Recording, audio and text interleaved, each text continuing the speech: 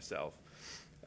Next, we have Dr. Michael Marvin, who's the Chief of the Division of Transplantation for the University of Louisville and our Director of Transplant at Jewish Hospital. Dr. Marvin is managing the immunosuppression therapy for Dr. Edwards following his transplant, and he is here to give us an update on what lies ahead. Thank you. Thank you. I'd just first like to say is that I have the easy part. The hard part was in the operating room with Dr. Breidenbach and his team. I actually was doing a liver transplant at the time that he was getting his hand surgery from the same donor. So once again, we need to emphasize the need for donors, and all patients, thankfully, are doing well.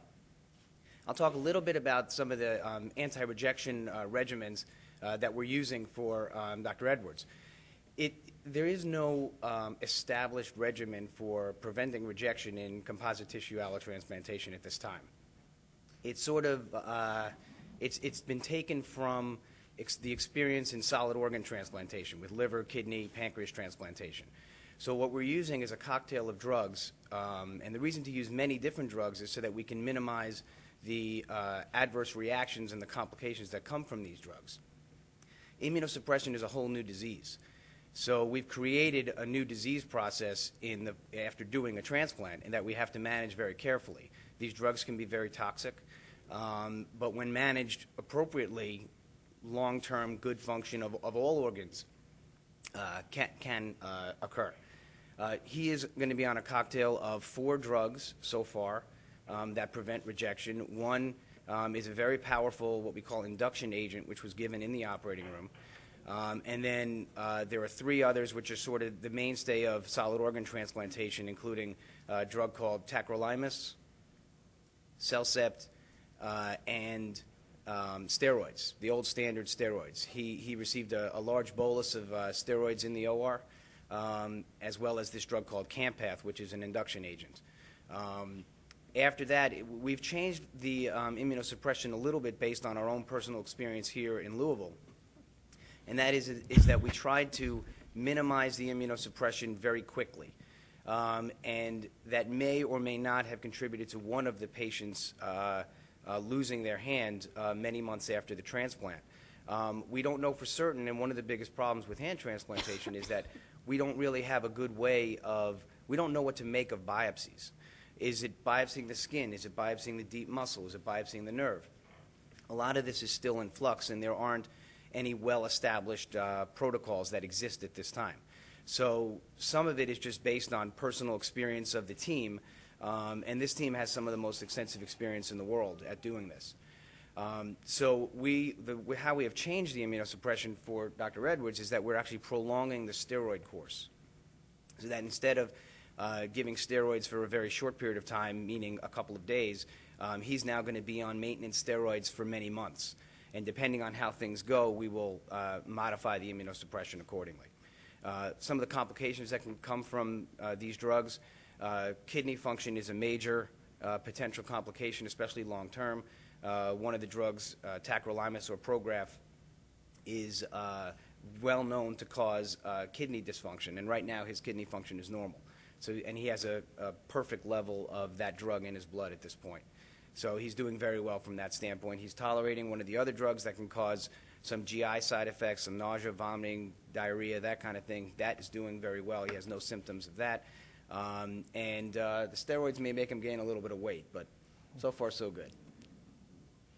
So that's really all I'd like to say. I also like to thank Dr. Breidenbach and his team, and Mr. Yarmouth, who has helped me with some of my patients in desperate need of transplant in the past, so I have to thank him publicly for that.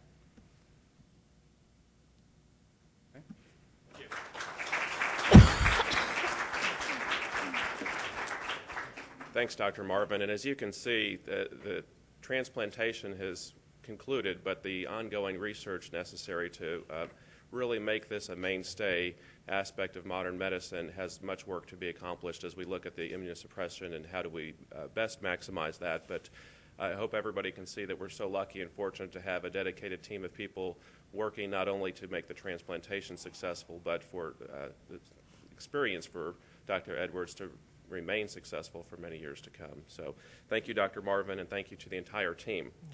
I know you're very eager to hear from the man who received this double hand transplant just over a week ago, and Dr. Rich Edwards, who is from Edmond, Oklahoma, is joined here today by his wife, Cindy. I've had the opportunity to speak with both of them. They're a lovely couple and couldn't be more deserving of this opportunity.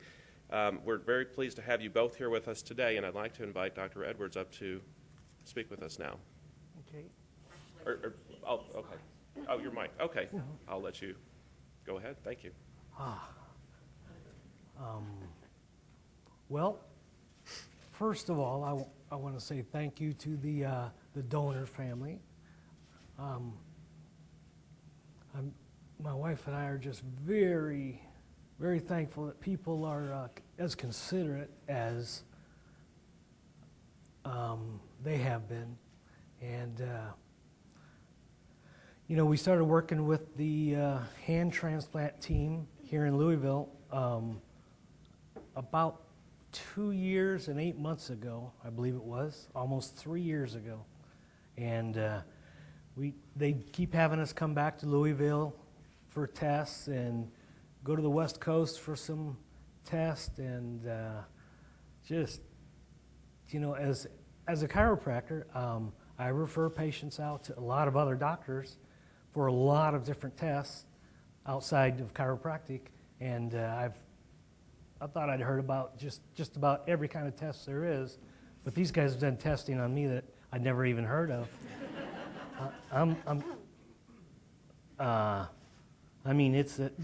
There's been a lot of testing, and a lot of the way through I thought, oh, is this ever going to end? And I know that many, many people have applied to be a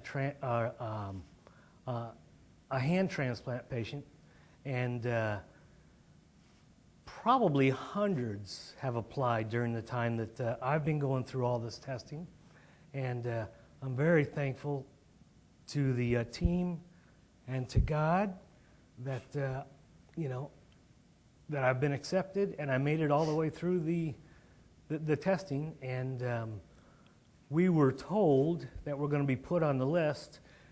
Well, I figured we'd be put on the list about 3 or 4 months. I kept telling my wife, well, we're going to get on the list about 3 or 4 months after we started this program. It was about,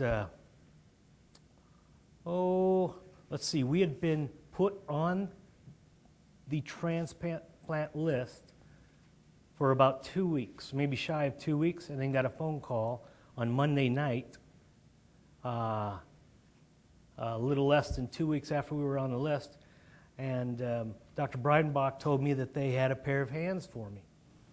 But I needed to be on an airplane early in the morning. So we were at 6 o'clock Tuesday morning on an airplane, and we were here in Louisville at 11, and they had me in surgery.